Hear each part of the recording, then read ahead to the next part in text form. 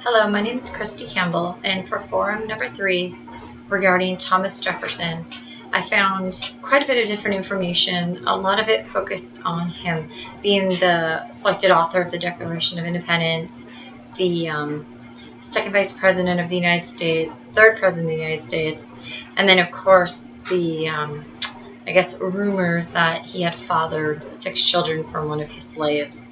So Thomas Jefferson was most well known as the third president of the United States from 1801 to 1809. Many Americans do not realize that he was the principal author of the Declaration of Independence as well. Prior to being elected president, Thomas Jefferson was elected the second vice president of the United States under John Adams from 1787 to 1801. Thomas Jefferson was a proponent of democracy, republicanism, and individual rights, motivating American colonists to break free from Great Britain and to form a new nation. He was responsible for producing formative documents as well as decision-making at both the state and national levels. Jefferson was born and raised in colonial Virginia, where he was a landowner and a farmer. He practiced law, and most interestingly, he even defended slaves who were seeking freedom. I find this kind of ironic because he was a slave owner himself, and then, of course, you have the reports that he was in fact had a relationship with one of his slaves, Sally Hemings, and had fathered several children with her. At least 6 children have been mentioned. Jefferson made it a policy, of course, not to offer any sort of public response to personal attacks, which didn't help people who were wondering what the truth was.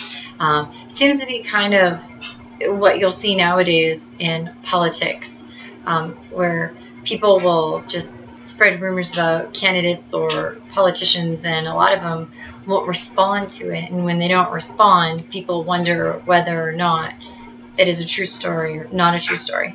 In regards to his relationship that people say that he had with Sally Hemings, there was, in 1998, geneticists tested Y chromosomal DNA samples that were from Thomas Jefferson's male line descendants, as well as Sally Hemings' male line descendants.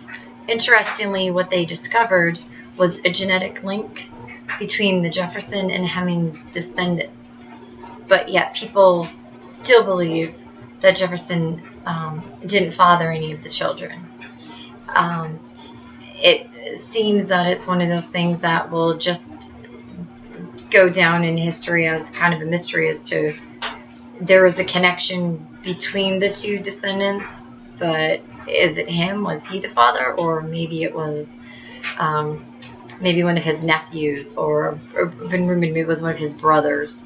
A lot of people say that it was him because some of the children resembled him, but at the same time, there was evidence to show that Sally Hemings had a relation to white family members. So it's like I said, it's something that just remains a mystery, and until it's come out and said, proven, yes, he in fact is 100% the father of 6 children. I think it's something that people will just continue. You'll have people that believe it and people that don't believe it.